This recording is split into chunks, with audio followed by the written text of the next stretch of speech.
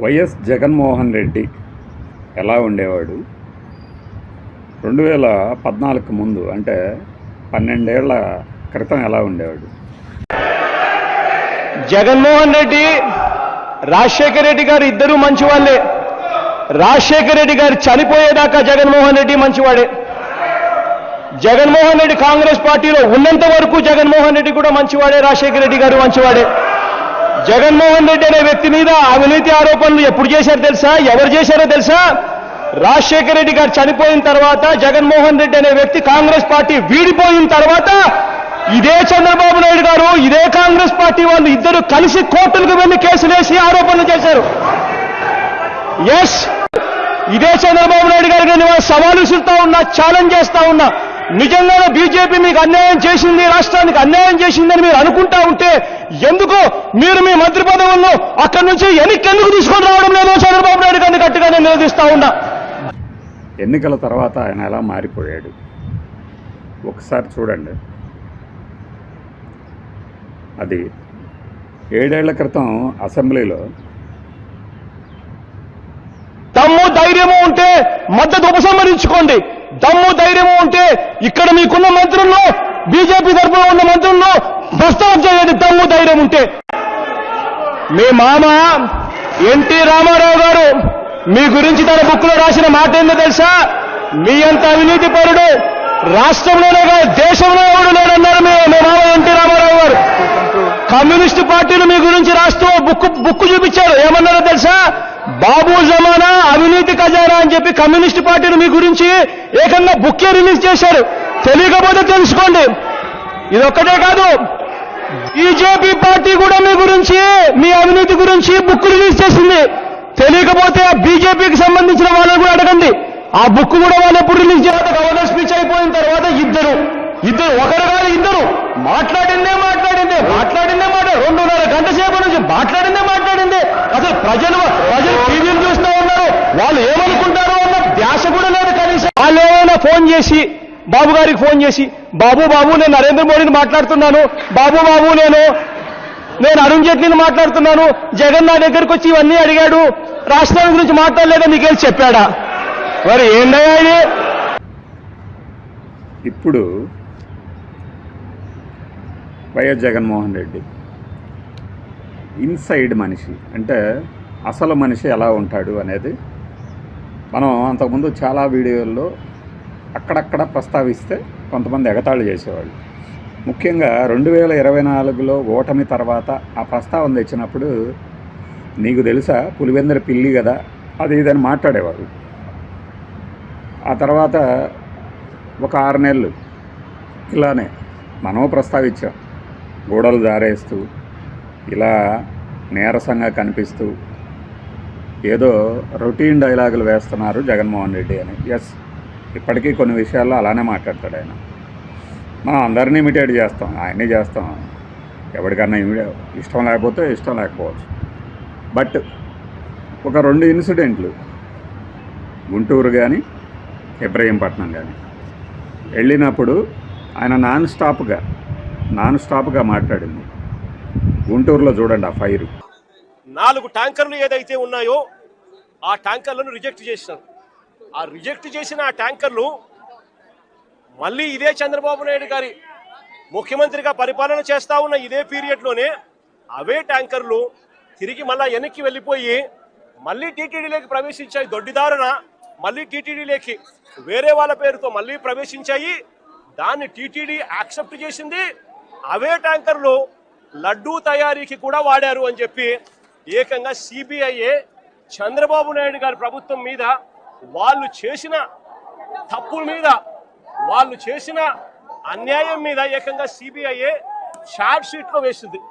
నేను అడుగుతా ఉన్నా, ఏకంగా సిబిఐఏ చంద్రబాబు నాయుడు గారి ప్రభుత్వం మీద ఈ మాదిరిగా రాసిన తర్వాత, ఛార్జ్ షీట్లో ఫైల్ చేసిన తర్వాత పాపం చేసిన వాళ్ళు ఎవరు అని చంద్రబాబు నాయుడు గారిని, కూటమిలో ఉన్న చంద్రబాబు నాయుడు గారికి సంబంధించిన చంద్రబాబు నాయుడు గారి కొడుకు, కూటమిలో ఉన్న పవన్ కళ్యాణ్ గారిని ఇద్దరిని కూడా ప్రశ్నిస్తా ఉన్నాను. ఎవరు పాపం చేసిన వాళ్ళు అని చెప్పి నేను ఈ సందర్భంగా అందరినీ కూడా ప్రశ్నిస్తా ఉన్నా. ఇదే మాదిరిగా నేను ఇంకొక మాట కూడా చెప్తా ఉన్నా. అసలు ఇదే టీటీడీ గీలో, ఇదే టీటీడీ గీలో ఎవరు చెప్పారండి దీంట్లో జంతువుల కొవ్వు ఉందని, గొడ్డు మాంసం ఉందని, పంది కొవ్వు ఉందని, చేపల నూనె కలిసిందని ఎవరు చెప్పినారు? సిబిఐ చెప్పిందా? ఎన్డీడీబీ రిపోర్ట్లు చెప్పినాయా? ఎన్డీఆర్ఐ రిపోర్ట్లు చెప్పినాయా? ఏ ల్యాబ్ రిపోర్ట్లు చెప్పినాయండి? కేవలం చెప్పింది ఎవరు అని అంటే స్వార్థ రాజకీయాల కోసం చంద్రబాబు నాయుడు, స్వార్థ రాజకీయాల కోసం పవన్ కళ్యాణ్, స్వార్థ రాజకీయాల కోసం చంద్రబాబు నాయుడు కొడుకు లోకేష్, స్వార్థ రాజకీయాల కోసం వీళ్ళకు డంకా బజాయిస్తా ఉన్న వీళ్ళ ఎల్లో మీడియా, ఆ ఈనాడు, ఆ ఆంధ్రజ్యోతి, ఆ టీవీ5. నేను అడుగుతా ఉన్నా, వీళ్ళు తప్ప ఇంకా ఎవరైనా చెప్పారా అని అడుగుతా ఉన్నా. ఇవి చూసినప్పుడు మీకేమనిపిస్తుంది? జగన్మోహన్ రెడ్డి పార్టీ ఫాలోవర్లకి జగన్మోహన్ రెడ్డి ఇలా సైలెంట్గా ఉంటే కాదు, వైలెంట్గా మాట్లాడితేనే ఇష్టపడతారు. రాజకీయాల్లో అదే చెల్లుతుంది కూడా ఎక్కువ భాగం. ఆయనకి మాస్ ఫాలోయింగ్ విపరీతంగా ఉండటానికి రీజన్ కూడా అదే. ఆయన ఊరక మైక్ని టక్ టక్ టక్ టక్ టక్ తడితేనే వేలాది మంది జనం కేరింతలు కొట్టేవాళ్ళు. అలాంటిది నమస్కారం అనే ఒక పదం అన్నాడంటే సేమ్ రాజశేఖర రెడ్డి గారిని గుర్తు తెచ్చుకుంది. ఆయన తర్వాత అంత ప్రజాదరణ జగన్మోహన్ రెడ్డికి మాత్రమే ఉన్నది. గెలుపు ఓటములు పక్కన పెట్టండి. 29లో ఒకవేళ ఓడిపోయినా, 34లో ఒకవేళ ఓడిపోయినా, జగన్మోహన్ రెడ్డి అనే వ్యక్తి బయటకు వస్తే జనం ఎలా ఉంటారు అనేది ఏ సినిమా స్టార్కి కూడా లేరు. మీరు అనవచ్చు పవన్ కళ్యాణ్కి వస్తారు కదా అని. పవన్ కళ్యాణ్కి వస్తారు, కొన్ని రోజులు ఆగండి, తెలుస్తుంది. చిరంజీవి గారికి ఉన్న క్రేజ్ తెలుసు కదా. 14 ఎన్నికల్లో ఆయన ప్రసంగిస్తుంటే పట్టించుకునే వాళ్ళే లేకుండా పోయారు. అంత పెద్ద చిరంజీవి మా దగ్గరకు వచ్చాడే అనే కనీస స్పృహ కూడా లేకుండా పోయింది ప్రజలకి. ఆ తర్వాత పవన్ కళ్యాణ్ ఓటమి ఎదురైనప్పుడు కలుగులో ఎలుకలాగా పారిపోవటము, ద్రోపు ఎలుకబంటుల్లాగా కప్పుకోవటము మాత్రమే మనం చూసాం.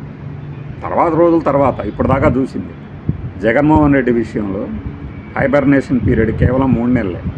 మీరు గమనించారో లేదు? అసెంబ్లీకి రావడానికి కూడా పారిపోతున్నాడు. అసెంబ్లీకి వస్తే దాడి చేస్తారేమో, అందుకే ఆయన అంత భయపడుతున్నాడు అని 1 సంవత్సరం పాటు ఎగతాళి చేశారు.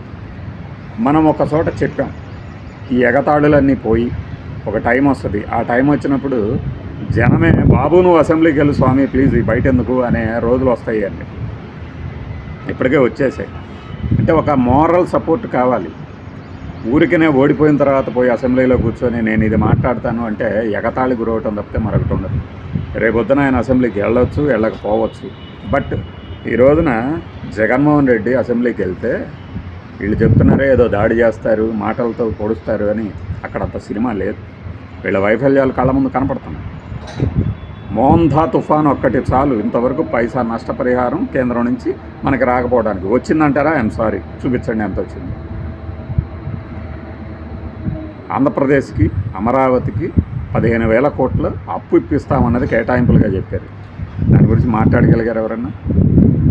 మొన్నగాక ఒక 10 రోజుల క్రితం, అంతే కదా, 8 రోజుల క్రితం బడ్జెట్లో 1128 కోట్ల రూపాయల నిధులు మనకి దేని ద్వారా? ఆసియా డెవలప్మెంట్ బ్యాంకు ద్వారా ఇప్పిస్తామని ప్రతిపాదన పెట్టారు. ఇది మన రాష్ట్రానికి దక్కేది. దీని గురించి అడిగేది ఎవరు అడుగుతారు? పవన్ కళ్యాణ్ అడుగుతాడా? చంద్రబాబు నాయుడు అడుగుతాడా? ఏదో ఒకటి వచ్చిందిలే అంటాం. ఈ రాష్ట్రానికి ఈ కేంద్రం చాలా బాగా చేస్తుంది. అప్పుడే జగన్మోహన్ రెడ్డి అవసరం. నీకు ఇష్టం ఉన్నా లేకపోయినా మిరప, అరటి, బత్తాయి, ఉల్లి ఏవైనా సరే జగన్ వెళ్తేనే అక్కడ ప్రభుత్వం కదులుతుంది. అందుకే నేనంటా ఇప్పుడు హీఈస్ బ్యాక్. 17 నిమిషాల ఆ ప్రెస్ మీట్ అనకూడదు, అది ఏకధాటిగా ప్రసంగం 17 నిమిషాలది. మనం ఇంగ్లీష్లో మాట్లాడిన ఏఎన్ఐ ఫీడ్ని మనం వాళ్ళ సౌజన్యంతో డౌన్లోడ్ చేసుకొని పెట్టింది మీకు చూశారు. ఎక్కడైనా తడబాటు ఉందా? వాళ్ళు యవనవంతులో లేక ప్రౌఢ యువతలో ప్రౌఢ మహిళలో నాకు తెలియదు, కానీ ఒకళ్ళిద్దరు చాలా ఎగతాళిగా జగన్మోహన్ రెడ్డికి చిప్పు కొట్టేసింది, చిప్పు దొబ్బేసింది అని మాట్లాడతారు. స్క్రిప్ట్ లేదే మాట్లాడలేరంటారు. ఫైన్, స్క్రిప్ట్ లేకుండా మాట్లాడలేకపోవటం తప్పైతే కావచ్చు, కానీ బలహీనత ఏం కాదు కదా. రివర్స్లో మాట్లాడదామా? బలహీనత అయి ఉండొచ్చు కానీ తప్పు అయితే కాదు కదా. ఇప్పుడు ఆ బలహీనత మీకు కనపడుతుందా? విషయం వచ్చినప్పుడు ఎంత ఏకదాటిగా మాట్లాడగలడు అని. అలానే రిపోర్టర్లను ఎదుర్కోలేరు అంటారు. నేను మాట్లాడింది మీరు వినటానికే కానీ మీరు అడిగింది నేను చెప్పడానికి కాదు అనేది ఆయన వైఖరి కావచ్చు, ధోరణి కావచ్చు. బట్ ఈ రోజున జరిగిన ఇన్సిడెంట్ల మీద తిరుమల లడ్డూకి సంబంధించి ఏ రోజున ఏం జరిగింది కూలంకషంగా డేట్లతో సహా చెప్పగలడు. ఏ ఇష్యూ వస్తే ఆ ఇష్యూ మీద. పోలవరంకి ఎలా 2 బొక్కలు ఖాళీని ఉంచేసి వరదలు వస్తే కొట్టుకుపోయేలాగా చేసేసి ఆ తర్వాత ఆ పాపాన్ని వైఎస్ఆర్సీపీకి అంటగడదామని చూస్తుంది టీడీపీ గవర్నమెంట్. అందులో అసలు ఆ పోలవరం ఎవరి ప్రాజెక్టు? జాతీయ ప్రాజెక్ట్ అంటే కేంద్రం తీసుకోవాల్సిన బాధ్యతని నేను తీసుకుంటాను, నేను తయారు చేస్తానని తీసుకుంది ఎవరు? దీనికి దోషులు ఎవరు? మొదటగా కేంద్ర ప్రభుత్వాన్ని చూపించాలి. నిర్వాసితులకి పరిహారం అందించకుండానే ప్రాజెక్టు పూర్తయినట్లు ఎలా ప్రకటించబోతారు ఏ గవర్నమెంట్లో ఉన్నా సరే, జగన్మోహన్ రెడ్డి అయినా చంద్రబాబు నాయుడు అయినా? వీళ్ళు అంటారు కూటమి బలపడుతుందని అని. ఎవరో ఒకళ్ళిద్దరు అంటుంటే నవ్వు వస్తుంది. కూటమే బలపడుతుంటే జగన్మోహన్ రెడ్డికి ఇంత ఆచరణ ఎందుకు? ఆయన ఇన్సైడ్ అవుట్ అయింది. ఇప్పుడు మీకు బ్లాస్ట్ అవటమే మిగిలింది. అసెంబ్లీలో ఆయన సంఖ్య తక్కువే కావచ్చు, అసెంబ్లీలో కూడా ఇలా మాట్లాడాలని కోరుకునే వాళ్ళు ఉంటారు. మరి వాళ్ళ కోరిక తీర్చడానికి ఒక రోజన్నా వెళ్తాడో లేదో తెలియదు కానీ ఆ ఫైరే కావాలి. ఆంధ్రప్రదేశ్ ప్రజలకు కావాలి. అది పార్టీ సంగతి పక్కన పెట్టండి. ఎందుకంటే రాజకీయాల లబ్ధి కోసమే ఆయన ఏదైనా మాట్లాడతాడు. బట్ అందులో కాస్త కుస్త ప్రజోపయోజనం కూడా ఉంది కదా. ఈ రోజున పలానా చోట రైతులకి రేటు లేదు అని చెప్పడం ద్వారా టీడీపీనే ఆయన రాజకీయంగా ఫిక్స్ చేయాలని అనుకోవచ్చు. కానీ అందులో లాభం జరిగేది రైతులకే కదా. ఆ భూములు ఇచ్చిన రైతులకే కదా. అతను ప్రస్తావించబోతే ల్యాండ్ పూలింగ్లో ఇలాంటి కొన్ని నిబంధనలు వచ్చేవా? రైతుల వాయిస్కి బలం వచ్చేదా? వాళ్ళు అల్లాడిపోతున్నారు, వాళ్ళకేమైనా చేసినావా అనబట్టే కదా ఇతను కూడా మొదలుపెట్టాడు. మళ్ళీ వీళ్ళలో కూడా కొద్దిగా చలనం ఉంది. ఆ చలనం ఇంకాస్త వేగం పుంజుకుంటుందేమో అని చెప్పేసి దాన్ని చల్లార్చే ప్రయత్నం చేశారు. ఇప్పుడు ఆ సెకండ్ దశ ల్యాండ్ పూలింగ్కి అడ్డుకున్నాడు పవన్ కళ్యాణ్ అని చెప్పేసి కొంతమంది మాట్లాడారు అప్పట్లో, 2025 ఆగస్టు ఆ టైంలో. ఎందుకు ఆయన జర్నలిస్ట్ వైఎన్ఆర్ ఉన్నాడు కదా, ఆయన కూడా చెప్పాడు. మనం అప్పుడు చెప్పాం, మీరు మరీ ఎలివేషన్లు వేయకండి వ్యూస్ కోసం, అంత సినిమా లేదు, అది ఆగదు, జరుగుతుంది అని. జరుగుతుంది కదా, కానీ ఇంకా మందకూడిగా జరుగుతుంది. ఇప్పటిదాకా ఒక 3 రోజుల క్రితం వరకు కేవలం 612 ఫ్లాట్లు మాత్రమే జరిగినాయి. అదే ఎకరాలు మాత్రమే ఫ్లాట్లు కదా 612 ఎకరాలు మాత్రమే సేకరించారు అనేది 3 రోజుల క్రితం అందుబాటులో ఉన్న సమాచారం. 50,000 ఎకరాలలో లేదంటే 30,000 ఎకరాల్లో కేవలం 615 ఎకరాలే అంటే ఎంత స్లోగా జరుగుతుందో అర్థం చేసుకోండి. జరగదని చెప్పట్లా. ఎందుకు ఈ మందకొడితనం? ప్రతి వాళ్ళని సంతృప్తిపరచాల్సి వస్తుంది. ఎందుకు సంతృప్తిపరచాలి? వాళ్ళ డిమాండ్లు, వాళ్ళ భయాలు, వాళ్ళ అనుమానాలు, వీటన్నిటినీ ఎవరు వాళ్ళకి బలం ఇచ్చింది? ఎవరు? ప్రతిపక్ష నేత ఉన్నాడు, రాజకీయంగా వాడుకుంటాడు అనే ఒక భయమే కదా. ఆ భయమే కూటమి నేతలను అలర్ట్గా ఉంచేటట్టు చేస్తుంది, కుట్రలకు పాల్పడేలాగా చేస్తుంది. కుట్రనే పదం నేను కేవలం లడ్డు విషయంలోనే మాట్లాడుతున్నాను. దాని గురించి ప్రత్యేకంగా మాట్లాడుకుందాం ఇంకో వీడియో. మనకేంటి చాలా ఉన్నాయి కదా. ఏది లేకపోతే మనం లడ్డులో నీళ్లు పోస్తే గట్టిగా ఉంటుందా, జిగురు వేస్తే గట్టిగా ఉంటుందా? యాసిడ్, బాత్రూమ్ యాసిడ్తో తయారు చేస్తారా వెననే, అప్పుడు అది గట్టిగా ఉంటుందా? యాసిడ్కి బ్రేక్ డౌన్ కదా జరిగేది. ఇది మినిమల్ విషయం వాళ్ళకి తెలియదు, ఏదో ఆరోపించేస్తారంటారు. కోర్టులో నిలబడతాయి ఇవన్నీ. జడ్జి గారు అంత పిచ్చివాళ్ళ ఒకే ఒక ప్రశ్న అడుగుతారు, సమాధానం చెప్పాలా గింగిరాలు తిరుగుతారు. అసలు మద్యం అమ్మకాల విషయంలో ఏదో మనకి జరిగిపోయింది అని రాజకీయంగా బురద చల్లటమే కానీ రేపొద్దున వెళ్ళి కోర్టులో ఖజానాకి ఎక్కడ చిల్లు పడింది అనేది ఒక ప్రశ్న అడిగితే దానికి సమాధానం ఎక్కడ ఉంటుంది? ఖజానాకి చిల్లు ఎలా పడుతుంది? ఎంఆర్పీకే కదా అమ్మింది. ఎంఆర్పీకి అమ్మినప్పుడు ఖజానాకి చిల్లు పడేది ఎలా అనేది ఎలా ప్రూవ్ చేస్తారు? యాంటీ కరప్షన్ బ్యూరోని తీసుకురావాలి. యాంటీ కరప్షన్ బ్యూరోని తీసుకురావాలంటే డాక్యుమెంట్లు కానీ మనీ ట్రయల్ కానీ జరిగి ఉండాలి, మనీ పట్టుబడి ఉండాలి. ఉన్నదా? దాన్ని ప్రూవ్ చేయడానికే ఎన్ని తంటాలు. ఇది ఎలా ప్రూవ్ చేయొచ్చు అనేది ఒక చిన్న వీడియోలో చాలా రోజుల క్రితం చెప్పాం మనం. అది వాళ్ళకి పట్టింపు లేదు, ఆ టాస్క్ ఫోర్స్ ఏమైందో కూడా తెలియదు. ఇలాంటి వాటన్నిటిని ధీటుగా ఎదుర్కొనగలిగే సత్తా తనకి ఉంది అని ప్రూవ్ చేస్తున్నారు ఇప్పుడు జగన్మోహన్ రెడ్డి. అంతే సింపుల్గా ఆయన అడుగుతున్న ప్రశ్నలకి అర్నాబ్ గోస్వాములు, ఇంకొక నవికా కుమార్లు వీళ్ళు కాదు, ప్రజాక్షేత్రంలో జగన్మోహన్ రెడ్డి బయలుదేరితే ఎలా ఉంటుంది అనేది కనపడుతుంది కదా కళ్ళ ముందు. మరి అందుకే కదా అంటుంది అతను మారలేదు మళ్ళీ వచ్చాడు అని. అది నిజమా కాదా మీకే తెలుసు.